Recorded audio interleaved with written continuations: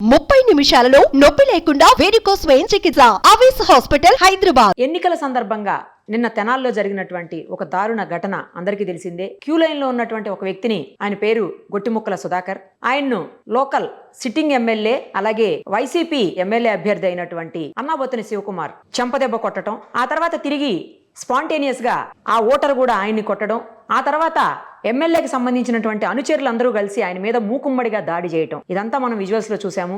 ఆయన తీవ్ర గాయాల పాలై హాస్పిటల్లో ఉన్నారు బెడ్ మీద. ప్రస్తుతం రిక్వెస్ట్ చేసి ఆయన్ని లైవ్ కాల్లోకి తీసుకొని వచ్చాము. ఎందుకంటే అసలు ఏం జరిగింది, చాలా రకరకాలైనటువంటి వెర్షన్స్ వినిపిస్తున్నాయి. అసలు ఏం జరిగిందో ఆయన నోటితోటే డైరెక్ట్ గా ఆయనే చెప్తే బెటర్ గా ఉంటుందని చెప్పేసి ఆయన రిక్వెస్ట్ చేసి లైవ్ కాల్లోకి తీసుకొచ్చాం. ఒకసారి ఆయనతో మాట్లాడదాం. సుధాకర్ గారు నమస్తే అండి, ఎలా ఉందండి ఇప్పుడు మీకు? పర్లేదమ్మా, కొంచెం అంటే కొంచెం నొప్పిగా ఉన్నాయి.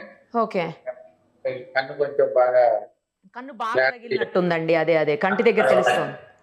నిన్న బాగా వచ్చింది, ఈ రోజు కొంచెం పర్లేదు తగ్గింది. కొంచెం పర్వాలేదా? ఓకే, కానీ స్టిల్ దట్ అన్ఈజీనెస్.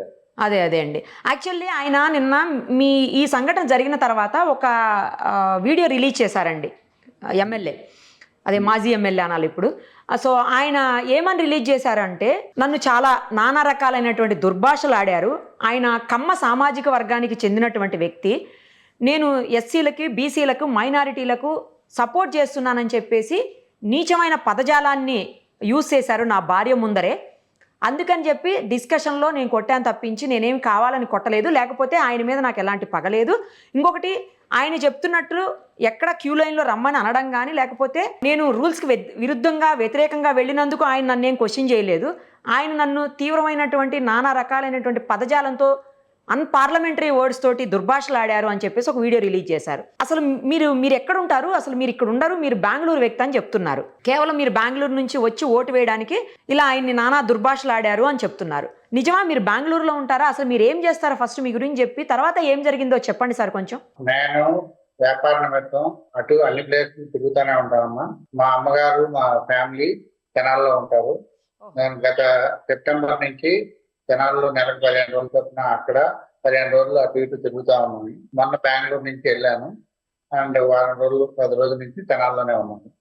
నేను ఓటు వేసుకోవడానికి తెనాలి. సో అసలు ఏం జరిగింది అక్కడ అండి? ఆయన అన్నట్లు నేను ఆయన ఎప్పుడు కలవలేదు, ఆయన గురించి మాట్లాడాల్సిన అవసరం నాకు లేదు. ఒకవేళ ఆయనకు అటువంటి ప్రూఫ్లు ఉంటే మీడియా ముఖంగా బయట పెట్టి అనమనండి, ఆరోపణ చేయమనండి, దానికి నేను ఒప్పుకుంటాను. అంతేగాని ఏ ఆధారాలు లేకుండా అలా మాట్లాడటం అది ఆయన విజ్ఞప్తే వద్దాం. అసలు ఏం జరిగిందండి ఆ సందర్భంలో? అంటే ఆయన మీ మీద చేయి చేసుకోవటం, తిరిగి అనుకోకుండా స్పాంటేనియస్ గా అక్కడ జరిగింది చూస్తుంటే మీరు కావాలని ముందు ప్లాన్ చేసుకుని కొట్టినట్లయితే అనిపించట్లేదు. మరి ఏం జరిగింది అసలు చెప్పండి? ఆ సంఘటనకు ముందు ఆ పరిస్థితికి ఏ సంఘటన దారి తీసింది అసలు? ఆ సంఘటన అనుకోని సంఘటన, దానికి ముందు వెనక ఏమీ లేవు. మామూలుగా నేను 7 గంటల 5 నిమిషాలకు వచ్చి క్యూలో నిలబడ్డాను. అప్పటికే క్యూ కాంపౌండ్ లోపల ఉంది, మళ్ళీ రోడ్డు మీద కూడా ఉంది. రోడ్డు మీద కూడా చాలా లెంగ్తీ క్యూ ఉంది. సో ఆ లెంగ్తీ క్యూలో నేను వెనక నిలబడి నా వెనక కూడా చాలా మంది ఉండటం జరిగింది. పోలింగ్ స్టార్ట్ అయింది కానీ ఆ మెషిన్ ఏదో లేట్ స్టార్ట్ అవ్వలేదని చెప్పి అప్పుడు లేట్ అయింది. తర్వాత నేను అక్కడ ఆ రోడ్డు మీద నుంచి బిల్డింగ్ కాంపౌండ్ గేట్ వరకు వచ్చేటప్పటికి ఆల్మోస్ట్ 8:10 అయింది. అక్కడి నుంచి మెయిన్ ఎంట్రన్స్ దగ్గరికి వచ్చేటప్పటికి 1.5 hours, ఆల్మోస్ట్ 2 hours పట్టింది. అప్పటికి ఇంకా 10 మంది నా ముందర ఉన్నారు. So there was lot of, అంటే క్రౌడ్ బాగా వచ్చారు. సో ఆల్మోస్ట్ 3 గంటల అప్పటికే అయింది. సో అందరికి అంటే 3 గంటలు నుంచున్నట్టు వలన ఎవరికైనా కొంచెం చాలాసేపు నిలబడేసరికి కొంచెం ఇరిటేషన్ వస్తుందిలేండి. ఇరిటేషన్ అంటే బేసిక్ గా అంటే ఇరిటేషన్ కాదు. అప్పటికి నేను హెల్ప్ ఓల్డ్ ఏజ్ పీపుల్ కి, ప్రెగ్నెంట్ ఉమెన్ కానీ చాలా హెల్ప్ చేశాను. అక్కడ CCTV ఫుటేజ్ లో మీరు చూస్తే అవన్నీ కూడా తెలుస్తాయి.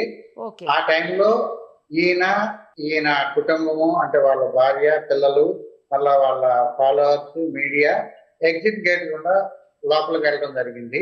కొంతమంది ఫాలోవర్స్ బయట ఉన్నారు, కొంతమంది లోపలికి వెళ్ళారు. నేను మామూలుగా నాకు తెలిసినంత వరకు మామూలుగా ఎమ్మెల్యే విత్ మీడియా వెళ్ళారంటే పోలింగ్ ఎలా జరుగుతుంది, అటువంటి పరిచయం జరగటం, అవన్నీ నార్మల్ థింగ్స్. బట్ ఫ్యామిలీతో వెళ్ళారంటే ఓటింగ్ వేయడానికి అర్థమైంది.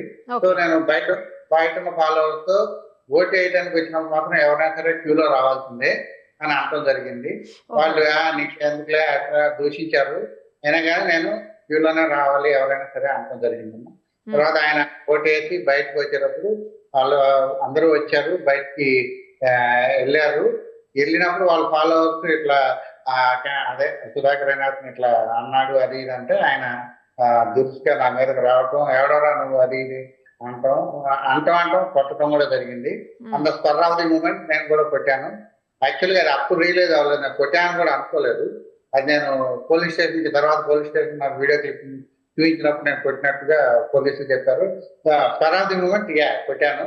తర్వాత వాళ్ళ ఫాలోవర్స్ అందరూ నా మీద ఒక 7-8 మంది దాకా కాళ్ళు చేతులతో విపరీతంగా గాయపరిచారు. నాకు మొహము ఇదంతా రక్తంతో కూడిన గాయాలు, మొత్తం చెట్టు అంతా రక్తం అవన్నీ అవడం జరిగింది.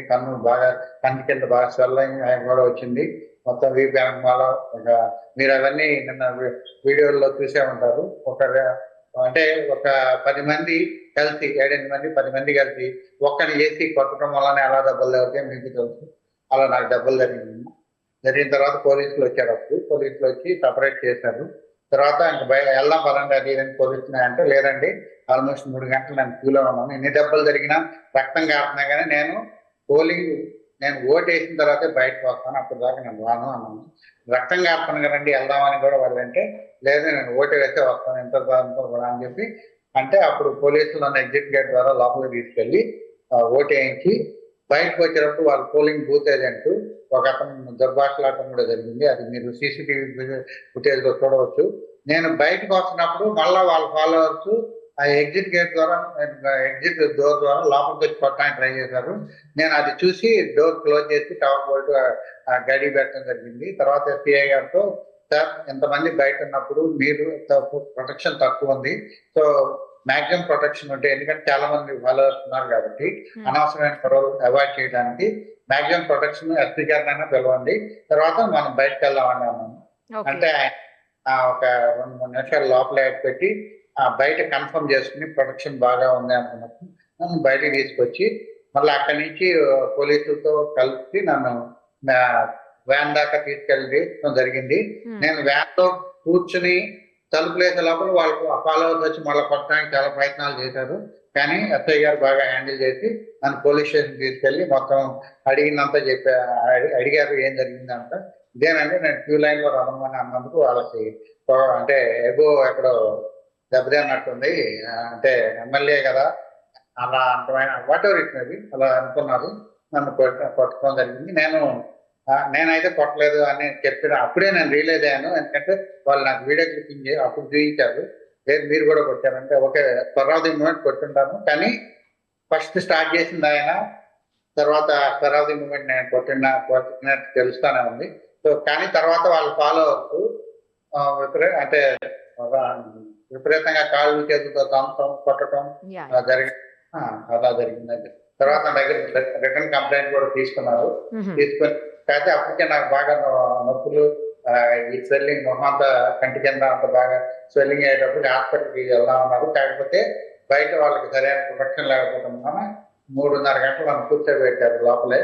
నేను మధ్యలో 3-4 సార్లు అడిగాను, సార్ బాగా నొప్పి లేకపోతుంది, కనీసం టాబ్లెట్ అన్నా ఉన్నాను. టాబ్లెట్ ప్రొవైడ్ చేయలేకపోయారు, కానీ 3.5 గంటలు బాగానే చూసుకున్నారు. బయటకు వచ్చిన తర్వాత నాకు అప్పుడు తెలిసింది, ఎందుకంటే నాకు అప్పుడు దాకా నా దగ్గర మొబైల్, ఎందుకంటే మొబైల్ ఫోన్ నేను తీసుకురాలేదు, పోలింగ్ బూత్ లో మొబైల్ ఫోన్ తీసుకురావద్దన్నారు. బయట ఏం జరుగుతుంది నాకేం తెలియదు. సో బయట నాకు అప్పుడు మీడియా వాళ్ళు ఉన్నారు, వాళ్ళు నా దగ్గర ఇంటర్వ్యూ తీసుకోవడం అవన్నీ కూడా జరిగింది. అక్కడి నుంచి నన్ను వాళ్ళ vehicle license Guntur general hospital తీసుకొచ్చి నన్ను అడ్మిట్ సాయంత్రం అరౌండ్ 5-5:30 టైంలో జాయిన్ చేశాను. అక్కడి నుంచి ట్రీట్మెంట్ జరుగుతాను. సో ఆయన ఆరోపించినట్లు, అంటే ఆయన ఒక వీడియో రిలీజ్ చేసినట్లు మీకు ఆయనకు ముందు పరిచయం కానీ, లేకపోతే మీరు కమ్మ సామాజిక వర్గానికి చెందిన వ్యక్తి కాబట్టి ఆయన్ని తిట్టారని చెప్పేసి అనడము, తర్వాత ఎస్సీలకు, ఎస్టీలకు, బీసీలకు, మైనారిటీలకు ఆయన సపోర్ట్ చేస్తున్నారు కాబట్టి అది తప్పు అని చెప్పేసి మీరు ఆయన తిట్టారు అనేది అయితే రాంగ్. వాళ్ళ భార్య ముందునే తిట్టారు, మీరు కూడా ఐతానగర్కి చెందిన వ్యక్తి అని చెప్పారు ఆయన ఆ వీడియోలో. అదంతా కూడా నిజం కాదా అండి? నాకు ఐతానగర్ వాళ్ళ లైన్ పక్కనే, అదే వాళ్ళ ఇంటికి 2 ఇళ్ల ముందులే మా ఇల్లు, అక్కడే నేను ఉంటాను. మా ఇంకో ఇల్లు కూడా ఉంది, ఆ 2 ప్లేస్లో ఉంటాను. సో అంటే ఐతానగర్ లోనే ఉంటాను. మాకు ఐతానగర్ లో 2 ఇళ్ళు ఉన్నాయి. సో అక్కడ ఇక్కడ ఉంటాను. నేను అంటే ఆయన నిరాధారమైన ఆరోపణలు అయితే చేశారు. ఆయన ఇది వరకు ఎప్పుడు చేసి ఉంటే నా మీద ఏదో ఒకటి చేసి ఉండేవాళ్ళు కదా, ఇది వరకు ఎప్పుడు చేయలేదు. నిన్న స్పరాది మూమెంట్ లోనే ఆయన రావటం అదంతా జరిగింది. ఆయన దగ్గర అటువంటి ఆధారాలు ఉంటే బయట పెట్టమని నన్ను ఏదైనా చేసుకోవడానికి ఆస్కారం ఉంది. కానీ అటువంటి నేను ఎప్పుడు చేయలేదు. నేను అది గంటాపరంగా తప్పు. ఇది నిన్న చూస్తుంటే అంటే అక్కడ మీడియా మిత్రులతో మేము మాట్లాడినప్పుడు కానీ లేకపోతే ఆ సంఘటనని విజువల్స్లో చూస్తున్నప్పుడు కానీ అది అనుకోకుండా జరిగిన సంఘటనగా అనిపిస్తుంది తప్పించి ప్రీ ప్లాన్డ్గా, అంటే ఆయన నుంచి ప్రీ ప్లాన్ లేదు, మీ నుంచి కూడా ప్రీ ప్లాన్ అని ఏమి అనిపించట్లేదండి. అంతే, నేను దానికి కంప్లీట్ గా అసలు ఎందుకంటే నేను వచ్చింది ఓటేసి ఎల్డి, పైగా నా ఉద్దేశం ఏంటంటే తర్వాత మా అమ్మగారిని తీసుకెళ్ళి ఓటేసి టైం మిగిలితే ఆ ఏరియాలో వికలాంగులు కానీ ఇటువంటి వాళ్ళకి నేను పోలింగ్ బూత్లు ఇటువంటి హెల్ప్ చేద్దామని అనుకుని నేను వచ్చాను. కానీ అనుకోకుండా పోలింగ్ స్టేషన్ అక్కడి నుంచి గొడవటం, పోలీస్ స్టేషన్కి వెళ్ళడం, తర్వాత ఇదంతా అనుకోకుండా జరిగింది. బట్ ఇటువంటి స్వరాజ్య మూమెంట్ లో జరిగినాయి కానీ నథింగ్ ఇస్ ప్లాన్. ఈ ఇన్సిడెంట్ తర్వాత మీకేమన్నా మళ్ళీ వాళ్ళకి సంబంధించినటువంటి వ్యక్తులు కానీ ఫ్యామిలీ మెంబర్స్ కానీ అనుచరులు కానీ ఎవరైనా ఫోన్ చేయటం, బెదిరించడం, మిమ్మల్ని ఏమన్నా హెచ్చరించడం అట్లాంటిది ఏమన్నా జరిగిందా అండి సుధాకర్ గారు? నాకు అంటే ఇప్పుడు కొంచెం ఒక 2 గంటల క్రితం తెలిసింది, వాళ్ళ బ్రదర్ వచ్చి ఏదో అన్నారని తెలిసింది. అదే అంటే క్లారిటీ లేదు దాని మీద, చూసుకుందాం అన్నట్టుగా ఏదో అన్నారని తెలిసింది, బట్ క్లారిటీ అయితే లేదు. మీరు ఇప్పుడు ఏమన్నా ప్రొటెక్షన్ అడుగుతున్నారా పోలీసుల్ని? ఎందుకంటే వాళ్ళు కొంచెం పై స్థాయిలో మీకంటే అన్ని రకాలుగా ఎక్కువ స్థాయిలో ఉన్న వ్యక్తులు కాబట్టి మీ జాగ్రత్తలో మీరు ఉండాల్సిన అవసరం ఉంటుంది మీరు చెప్తున్నటువంటి వాటి ప్రకారం చూస్తుంటే. వాళ్ళ నుంచి, వాళ్ళ ఫ్యామిలీ నుంచి నన్ను ఆ ఫ్యామిలీని రక్షించాల్సిన బాధ్యత పోలీసులు చేయాలి. అది నేను కోరుకుంటున్నాను కూడా. మీరు ఇక్కడే ఉంటారా, వెళ్ళిపోతారా? తెలియదమ్మా, అది 2 రోజుల్లో ప్లాన్ చేసుకుంటాం. ఓకే, అయినా డిశ్చార్జ్ కావాలి కదలేండి ఫస్ట్. అదే డిశ్చార్జ్ అయిన తర్వాత ప్లాన్ చేస్తాం. మిమ్మల్ని ఏం కోరుకుంటున్నా అంటే మీరందరూ నాకు ఫుల్ సపోర్ట్ ఇవ్వాలి. తప్పకుండా అండి, తప్పకుండా. మంచి న్యాయం ఎటుంటే 100% మేము అటు ఉంటాం, డౌటే లేదు. ఆల్ ది వెరీ బెస్ట్ అండి. మీరు take care of your health.